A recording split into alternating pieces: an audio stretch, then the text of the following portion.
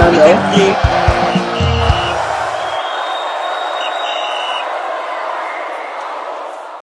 All right, officially the WAFCON has kickstarted and we saw a tremendous result yesterday. I think 4-0 for Morocco and 2-0 for Algeria. Well, on the other side, the Super Falcons of Nigeria is set to take on Malawi at 9 p.m. local time, a match that we need to watch out for. It's a very good and solid match. Everyone official, huh? Yeah. It's always good to have you guys. Always a pleasure, bro. Well, my name is Charles. I remain your host. Stick to the video to get the amazing preview as far as this feature is concerned, because we're going to be discussing a lot about this feature. We're going to be discussing players to watch out for head-to-head, our expectation and all that. So, team news included. So, stick to the end of the video to get the amazing preview from this feature. Official, yeah. I would love to start with you on you this always one. You always I love to start with you. me. Yes, I always start with you. So, what are we expecting from this feature? Yes, a lot. The WAFCON, like you say, kickstarted yesterday. 2 North African countries have won. So far, if you're looking at it, Morocco 4-0 convincingly. Yeah. Algeria, Senegal. That was a shocking one for me. Yeah. So Algeria 2 goals to nil. Yeah. Wow. So North African countries have set the pace. And I won't lie to you. What this WAFCON is telling us is that there will be goals. There will be goals. Yeah. Free flowing football. So I'm happy about that. Well, Nigeria, Malawi. Super Falcons is drafted in Group C. Okay. We are going to play the likes of Egypt, Malawi, and Zambia. A tough group. We have said what is at stake. Make it to the final for at least so that you can qualify for the World Cup in Brazil.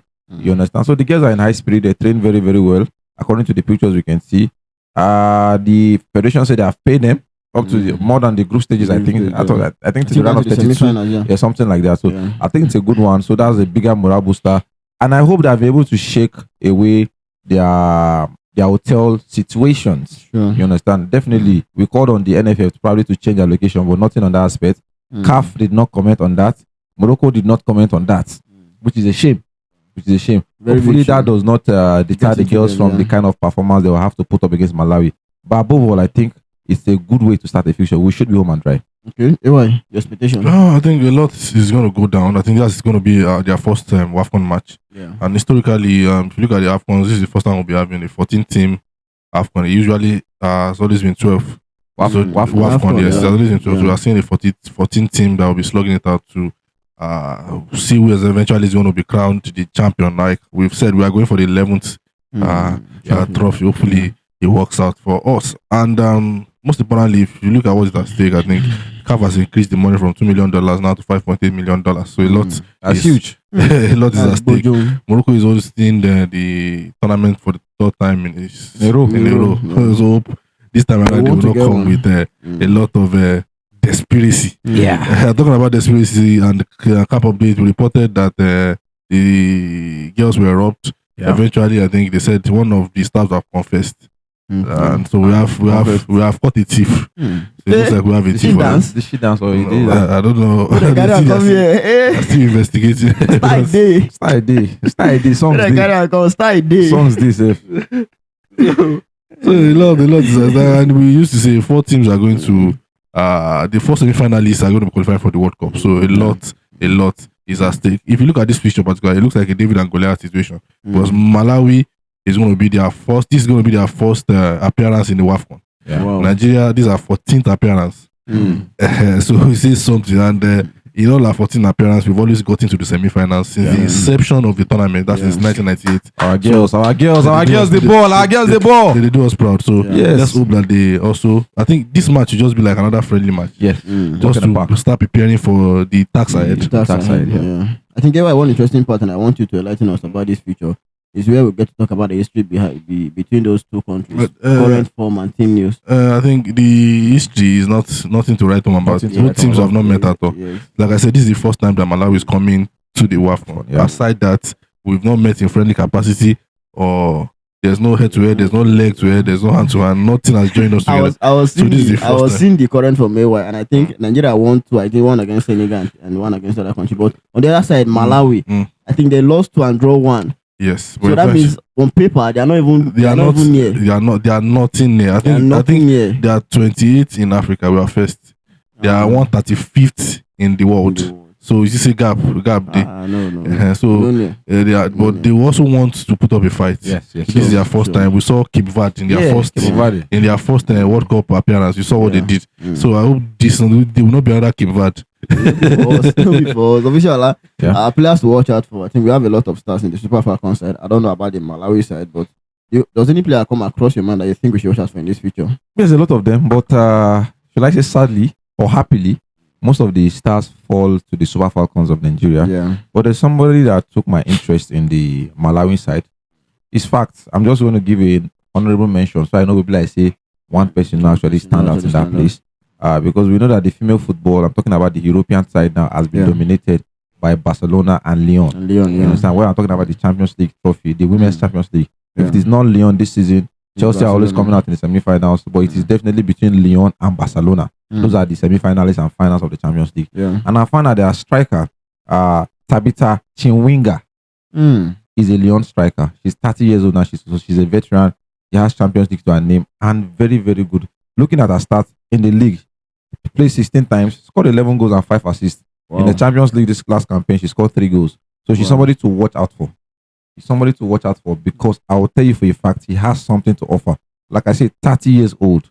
So experience. The big problem now will be how the Malawian midfielders get the ball to her. But if she gets a sniff of a chance, she buries it. She's that good to be playing for Lyon. You understand? She's that good to be playing for Lyon. I think that's the only notable name in Malawi side. They have midfielders that play for Montepella, but not as standout as what we can boast. If I start calling our names of our players here, a lot can be said. For the Super Falcons side, I want to say Alimatu Ayinde for me. I think the last WAFCON, she was a genius until the final that she didn't actually have a good game. She was substituted for Ijamilusi, if I could remember correctly. But I think she had a fantastic tournament. And ever since then, we have not seen much of her in the friendlies. And I'll be asking the question, what happened to Alimatu Ayinde? Hope this is not one of those names that will disappear. But when I saw the list, I saw her name and I was happy. She's that deep lying midfielder that played well alongside this our Kante, because that gave Abiodun, it gave cover to our defense. That's why we considered less. But that final, she was not in a game. That's why we saw quick succession of goals that the Moroccan side scored us. So I don't know the tactical approach Madugu is going to be using from the Malawi side. But if you ask me, I don't think we should be going with a double defensive midfielder, double pivot. So you're playing a Malawi side that will offer less threat. You understand? Probably against Kenya, I would understand. Probably against the other countries, I would understand. But probably her or Kante, Deborah Abiodun. So Alimatu Ayinde stands for me. The second person that has to stand for me has to be Joy Emewe. She has been phenomenal in our friendlies.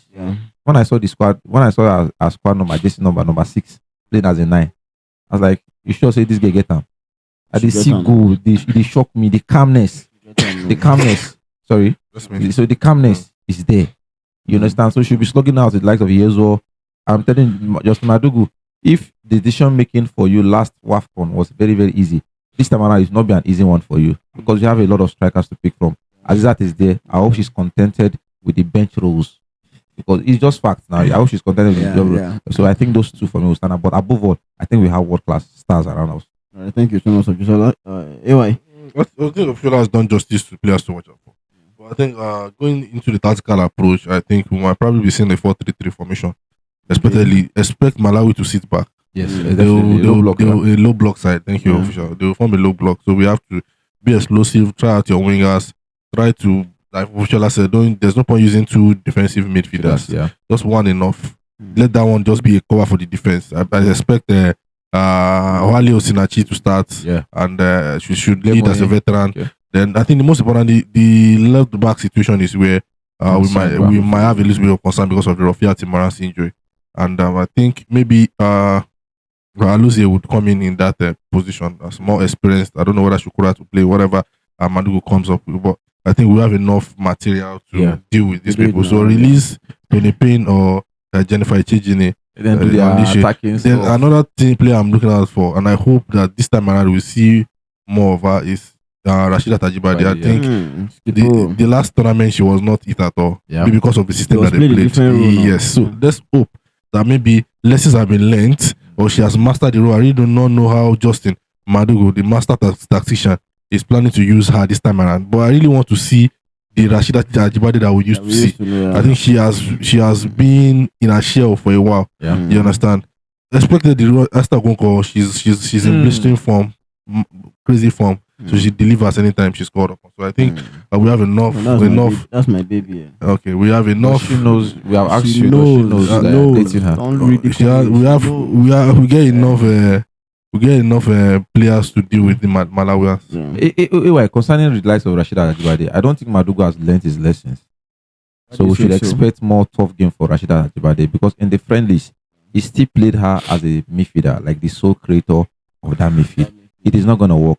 Rashida Ajibade that we know was known for explosiveness. Yes, from the wing. When you are playing for the midfield, you need to keep the ball in your legs, between your legs. So there is no space. We know the way, sorry to say, we know the way women football is, the way they mark you. So they don't mark spaces, they mark the player. So they close up. But she's more explosive when she's let 1v1 with the fullback. Yes. In the midfield, she won't have that opportunities. That's why you see a lot of loose touches from her, a lot of loose passes from her. You understand? She's better coming out from the wing. So in the friendlies that we played, she still played as that sole creator of that midfield, which is not supposed to be so. Echijini, on the other hand, I feel she should be a creator and any other player that can come into the place. All right, thank you so much, Official. Anyway, and that's our time. Let us know how you feel about this in the comments. Don't forget to like, share, comment, and subscribe. We'll see you again next time. Thank you.